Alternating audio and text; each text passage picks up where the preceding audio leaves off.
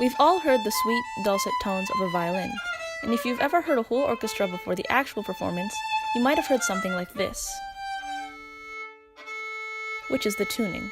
In order to sound like a singular voice, an orchestra must tune in order to play at the same pitches, and the motion for tuning goes something like this. If a note is sharp, the string is loosened,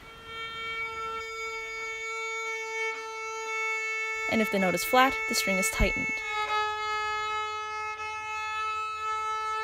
Similarly, for a wind instrument, if a note is sharp, a part of the instrument is pulled out, in this case, of the clarinet, the barrel, and if the note is flat, the instrument is pushed in.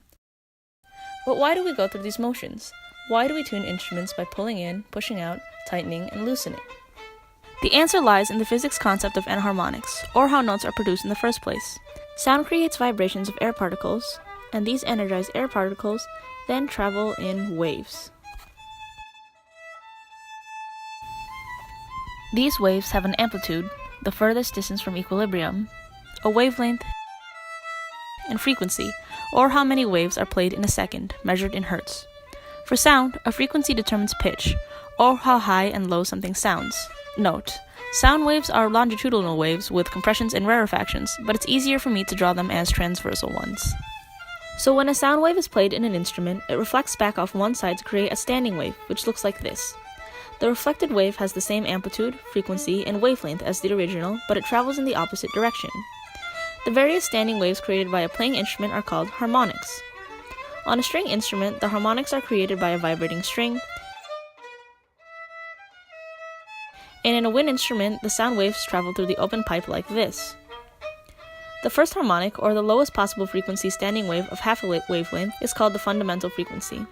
All subsequent harmonics, or harmonic series, are multiples of the fundamental frequency. If the fundamental frequency has a frequency of 500 Hz, the second frequency would be 1000 Hz, the third frequency 1500 Hz, and so on.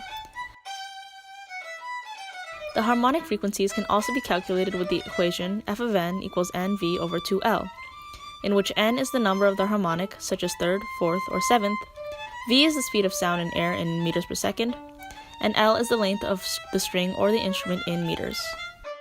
In order to connect this back to tuning, we need to establish what musical tuning is in terms of physics. Every musical note, like this C, this E, and this G, has an established frequency. Because the pitch that an instrument naturally plays changes due to things like storage or humidity, an instrument has to be retuned to these frequencies. If a note is sharp, that means it has a slightly higher frequency than it's supposed to, and if a note is flat, that means the instrument is playing a slightly lower frequency. This is where the equation comes in. If the instrument is flat and you need to play a higher frequency, you push in the instrument or tighten the string to create a shorter length and therefore a higher frequency. For example, take the violin tuning note D4, which has a frequency of about 294 Hz. So, the string's fundamental frequency should be tuned to exactly 294 Hz. If the string at room temperature has a length of about 0.5914 meters, it will play the D at a flat, lowered frequency of about 290 Hz. However, if you tighten that string and shorten it to about 0.5833 meters, the string will play an in-tune D.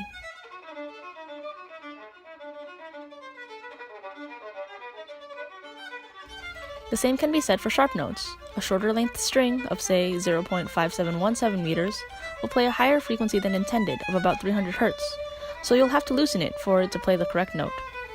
The same concept applies to wind instruments, only with the pulling in and pushing out of your tuning mechanism. Pulling out lengthens the instrument and makes it play lower frequencies, while pushing in shortens the instrument and makes it play higher frequencies. Congratulations! Now you know the physics of instrument tuning. Special thanks to my brother, who provided a great example of violin playing and all the background music.